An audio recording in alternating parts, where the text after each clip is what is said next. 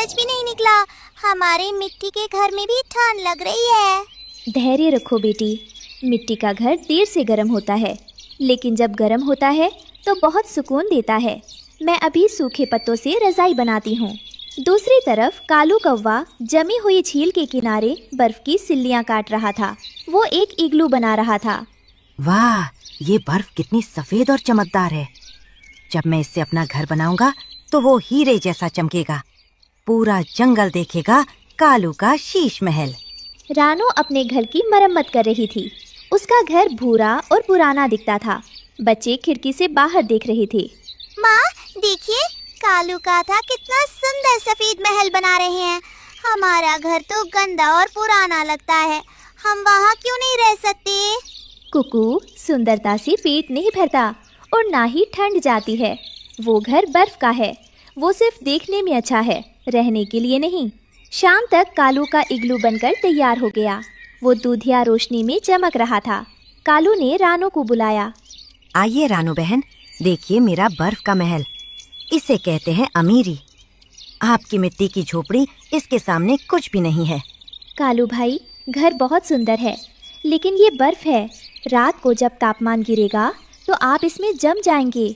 ये घर नहीं, फ्रिज है। रात गहरी हो रही थी और तापमान 0 से नीचे जा रहा था। झाड़ियों के बीच एक छोटी सी चिक्की चूहिया ठंड से बुरी तरह कांप रही थी। उसका बिल बर्फ से भर गया था और उसके पास जाने की कोई जगह नहीं थी। हाय राम, आज तो मैं बर्फ की डली बन जाऊंगी। मेरे हाथ पैर सुन्न हो रहे हैं। अगर कहीं थोड़ी सी गर्मी मिल जाती तो जान बच जाती। तभी चिक्की की नज़र दूर चमकते हुए कालू के सफ़ेद इग्लू पर पड़ी। उसे लगा शायद वहाँ कोई दयालु पक्षी रहता होगा। चिक्की रेंगते हुए कालू के महल के पास पहुँची। कालू अंदर जाने ही वाला था। कालू दादा, मेरी मदद कीजिए। मेरा बिल बर्फ में दब गया है। क्या मैं आज रात आपके इस बड़े महल के एक छोटे से कोने में रुक सकती हूँ? मैं सुबह होते ही चली जाऊंगी। हटो पीछे, गंदी चूहिया। अपनी शक्ल देखी है? तुम्हारे पैरों में कीचड़ लगा है। अगर तुमने मेरे दूध जैसे सफेद महल में कदम रखा तो मेरा फर्श गंदा हो जाएगा। दादा, मैं एक कोने में सिकुड़ कर बैठ जाऊंगी। कुछ गंदा नहीं करूंगी। बस मुझे ठंड से बचा लीजिए। मैंने कहा ना भाग जाओ। ये महल शाही लोगों के लिए है, भिखारियों के लिए नहीं। कालू ने चिक्की को बर्फ में धक्का दिया और धड़ाम से दरवाजा बंद कर लिया। अरे बाप रे, रानो सही कह रही थी। यहाँ तो बाहर से भी ज्यादा ठंड है। मेरे पंख जम रहे हैं। मुझे कुछ करना होगा। कालू ठंड बर्दाश्त नहीं कर पाया। वो बाहर निकला और ढेर सारी सूखी लकड़ियाँ जमा करके ले आया। अगर मैं घर के अंदर आग जला लूं तो रोशनी भी होगी और गर्मी भी। फिर ये दुनिया का सबसे बढ़िया घर बन जाएगा। उधर रानो के छोटे से मिट्टी के घर में रानो ने एक छोटा सा दीपक जलाया हुआ था। मिट्टी की दीवारों ने गर्मी सोख ली थी। बच्चे आराम से सो रहे थे। सो जाओ मेरे बच्चों, बाहर चाहे तूफान हो, माँ का घर हमेशा सुरक्षित रहेगा। अंधेरा हो चुका था। कालू ढेर सारी लकड़ियाँ लेकर अपने इग्लू के अंदर जाने ही वाला था। तभी पेड़ पर बैठे बूढ़े और समझदार दादू उल्लू ने अपनी बड़ी बड़ी आंखें खोली। उन्होंने कालू की हरकत देखी। कालू बेटा, रुक जाओ। तुम ये क्या अनर्थ करने जा रहे हो? बर्फ के घर में आग। दादू, आप अपना काम कीजिए। आप बूढ़े हो गए हैं। आपको नई तकनीक समझ नहीं आएगी। ये मेरा एसी हीटर वाला घर बनने वाला है। बेटा, तकनीक कुदरत के नियम नहीं बदल सकती। बर्फ का स्वभाव है पिघलना। अगर तुमने अंदर आग जलाई तो ये सुंदर महल तुम्हारी कब्र बन जाएगा। मेरी बात मान और रानो की तरह किसी सुरक्षित जगह चला जा। अरे जाइए दादू, आप बस रात भर हू कीजिए। मैं तो चला सोने। कल सुबह आपको अपनी पार्टी में बुलाऊंगा, तब देखना मेरा कमाल। कालू ने उस बुजुर्ग की समझदारी भरी बात को अपने घमंड में ठुकरा दिया और लकड़ियाँ लेकर अंदर चला गया। दादू उल्लू ने अफसोस से सिर हिलाया। विनाश काले विपरीत बुद्धि। जो बड़ों की सलाह नहीं मानता उसका नुकसान तय है। कालू ने इग्लू के बीचों बीच लकड़ियाँ रखी और आग लगा दी। आग की लपटें उठने लगी।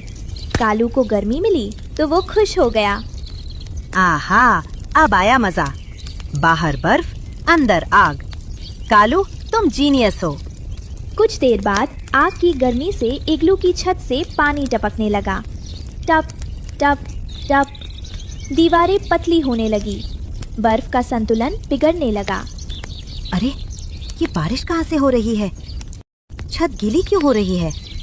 अचानक गर्मी के कारण छत का एक बड़ा हिस्सा टूट गया। धड़ाम! पूरा इग्लू भरभरा कर गिर पड़ा। जलती हुई लकड़ियां बुझ गईं और कालू गीली बर्फ के मलबे के नीचे दब गया। बचाओ, मैं दब गया। रानू बहन, बचाओ! आवाज सुनकर रानू तुरंत वहां पहुंची। उसने देखा कालू बर्फ और पानी में फंसा है। रानू ने अपनी चोट से बर्फ हटाई और कालू को बाहर खींचा। कालू ठंडे पानी से भीगकर कांप रहा था। कालू भाई, मैंने कहा था ना, बर्फ के घर में आग नहीं जलाई जाती। मुझे माफ कर दो, मैं जम रहा हूँ। रानू कालू को सहारा देकर अपने मिट्टी के घर में ले आई। वहाँ की गर्माहट से कालू की जान में जान आई। रानू बहन, आज समझ आया। मेरा महल सिर्फ चमकता था, लेकिन तुम्हारा ये मिट्टी का घर असल में सोने का है। असली अमीरी दिखावे में नहीं, सुकून में है। सुंदरता देखने के लिए होती है कालू भाई, लेकिन मुसीबत में सादगी और मजबूती ही काम आती है। अगली सुबह जब सुनहरी धूप खिली तो कालू रानू के घर के बाहर खड़ा होकर अपने पिघले हुए महल के अवशेषों को देख रहा था। तभी उसकी नज़र पास ही एक सूखी झाड़ी के नीचे जमी हुई चिक्की चूहिया पर पड़ी, जिसे उसमें रात को दुत्कार कर भगा दिया था। वो ठंड के कारण लगभग अधमरी हो चुकी थी। कालू को अपनी कल की निर्दयता पर बहुत शर्म महसूस हुई। उसने तुरंत दौड़कर चिक्की को अपने पंखों की गर्मी दी और उसे रानू के मिट्टी के घर के पास ले आया। रानू बहन, मैंने न केवल प्रकृति के नियमों का अपमान किया, बल्कि मानवता को भी भुला दिया था। इस नन्ही चूहिया को थोड़ी गर्मी और अन्न की जरूरत है। रानू ने मुस्कुराते हुए चिक्की को अंदर बुला लिया और उसे गर्म बाजरे के दाने खाने को दिए। चिक्की, मुझे माफ कर दो। कल मैं अपनी बर्फ की अमीरी के घमंड में अंधा हो गया था। आज रानू बहन के इस मिट्टी के घर ने मुझे सिखा दिया कि असली महल वो है जहाँ दूसरों के लिए जगह हो। कालू अब पूरी तरह बदल चुका था। उसने तय किया कि वो अब दिखावे के पीछे नहीं भागेगा और रानू की तरह एक मजबूत और सादा घर बनाएगा, जहाँ ज़रूरत पड़ने पर वो दूसरों की मदद भी